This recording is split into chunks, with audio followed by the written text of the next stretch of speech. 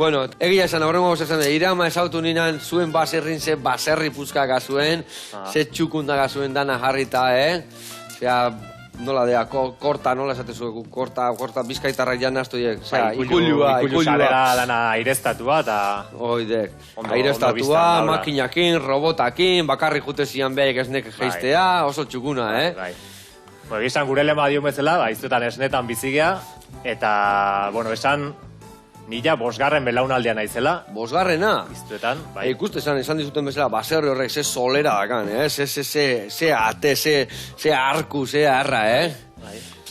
Bosgarren belaunaldia, abeltzantzatik bizigeanak, egi esan. Vale. Eta zuek adibidez ematan nahi zeate? Gu anai eta arreba, bi anai arreba geha. Bi anai arreba zeate. Eta zuek bilake bai hortza, bete burri belarri? Bueno, arreba geha utziztigula... Bai pare bat urte badia. Vale, nota ikartu eguen kantxas, porque zu nigarea junitzanean, zu zinauden autobusa egiten, ezta? Hoi da, bai. Vale. Irizaren 10 bat urte egin ondoren, bueno, erabakirun bilanetan batea jarraitza etzeola, eta eso aukeratu behar dela. Baita baserren aldeko apustu egin azkenan. Ona. Bai. Eta orduan guztua, ezta? Bai, guztua, egizan gure egunerokoa oso ezberdina da, urtaroak agintzen duena egiten dugu. Gora behitu eta berzein behar dan, ezta? Azkenen lurrari lotutako lana da gurea, eta bai, goikoak agintzen duz egin behar duen. Ero urtaroanaren arabera urtean zehar lan ezberdinak egin behar dira, baina bai, bitartean esnekiak egiten jarraitzen dugu buru larri. Vale, eta zuek esnia, adibidez, esnia, urte guztian ateatzea esnia? Behinei, beti atea bertzaio? Irureun da eta bostegun urtean? Bueno, aipatu, guk ateirikiak eta lantzen ditugu, eta jendearen ohiko galdera izaten dela, bai. Vale. Eta, bueno, esan, behi batek esnea eman alizateko, ama izan behar duela. Txekorra, oki behar duela, ama izan behar duela. Behia animalia ugaztuna da, bueno, ugaztuna eta belar jalea. Orduan, ama izan behar du esne ematen hasteko. Baldintzetako bat hori da. Orduan, zuen behidanak ama izan dira, bai, ezta? Hoi da. Noiz azteia ama izaten, zemagarren urtean azten dira ama izaten? Bueno, segun, gu behiak iztuetan behin animalien ongizatea bermatzen dugu. Hoi da garrantzitsuena, ezta? Bai, guk esaten dugu modu jasangarrian lan egiten dugula. Vale. Eta modu jasangarrian lan egiteko, nekatzaritzako respetua eta animalien ongizatea bermatzen ditugu. Vale.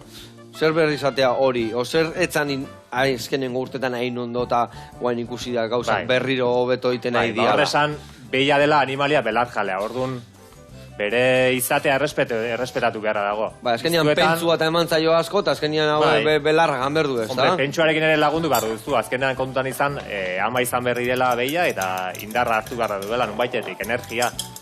Baina bai, beak belarretik hartzen du energia horren eureko 80 baino gehiago, eta behiari iztuetan eskaintzen duguna da, beti belar berria eta belar ona. Azkenean egunero atatzen ditugu larrera, goiz osoa larrean pasatzen dute, eta gero berriro ikullura. Gaua eta arratsaldea eta gaua normalan ikulluan. Guztiak ere asko berotzen duenan etzaile gustatzen gehiegi, eta orduan, komunidad beraiek alik eta lasaien otean, beraien ongizatea bermatzeko. Bikain. Eta adibidez, esan desun bezala, 80% belarra dala, beste 20% hori ze izatea. Bueno, gure kasuan, lasto pixka bat ere eskaintzen diegu, animaliei. Eta gero, harto silua. Harto silua, bale. Esan behiak hartoa oso guztua jaten dute. Baina harto silua da, harto guztia berrinduta, ez da? Harto berdea esango genuke. Harto berdea, hoi da. Eta enborrakin eta danakin batean txikitzean. Hoi da. Harto alea ere trituratu egin behar da, beraik ondo digestionatzeko. Bale.